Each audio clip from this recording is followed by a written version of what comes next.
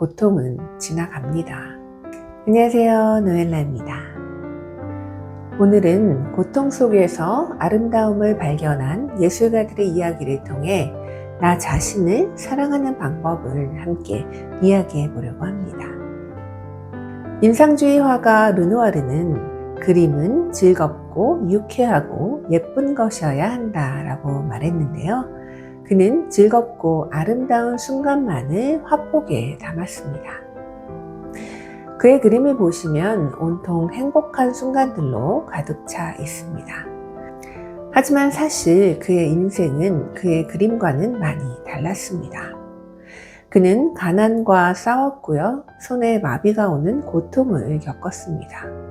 말년에는 손을 움직일 수가 없을 정도로 관절염이 심해져서 붓을 손목에 묶어서 그림을 그렸다고 해요. 그렇게 극심한 고통 속에서도 그는 고통이 아닌 햇살, 웃음, 사랑, 인생의 환희를 그렸습니다. 라벨 역시도 아름다움과 우아함 그리고 기쁨이 넘치는 음악을 많이 남긴 작곡가입니다.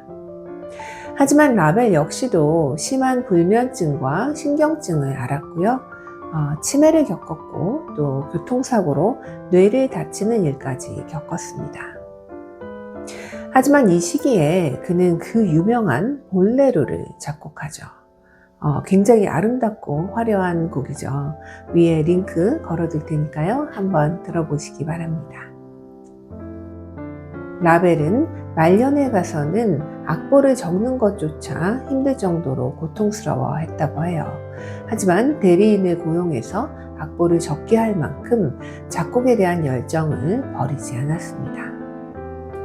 라벨과 르누아르는 이렇게 각자의 고통 속에서도 결코 아름다움을 포기하지 않았습니다.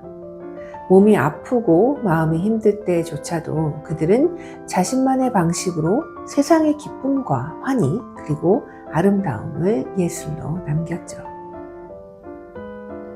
여러분, 삶에서 만나는 고통을 피할 수는 없습니다. 하지만 그 안에서 아름다움을 찾으려는 노력은 할 수 있습니다. 고통과 슬픔이 우리 삶에 찾아왔을 때 거기에 잠식되지 마시고요. 잠시 멈추어 서서 주변의 작은 아름다움들을 찾아보시기 바랍니다. 맑은 날씨, 스치는 바람, 따뜻한 차 한 잔, 이런 소소한 일상 속에 깃들여진 아름다운 순간들을 발견하시길 바라겠습니다. 또 그 고통 안에서 그 일이 우리 삶에 주는 숨겨진 의미를 찾아보시는 것도 고통을 아름다움으로 승화시킬 수 있는 또 다른 방법이 될 것입니다. 다음 영상에서는 르누아르와 라벨의 이야기를 담은 5번째 챕터 낭독해 드리는 시간 갖겠습니다. 이 두 예술가에 대해 더 궁금하신 분들은 알림 설정 해 두시면 되겠습니다.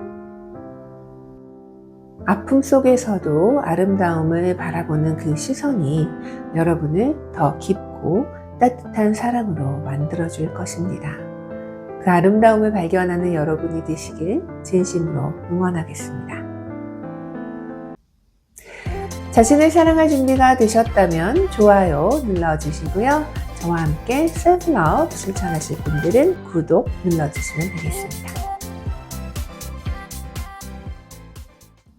여러분, 르누아르가 남긴 말처럼 고통은 지나갑니다. 그리고 아름다움은 남습니다.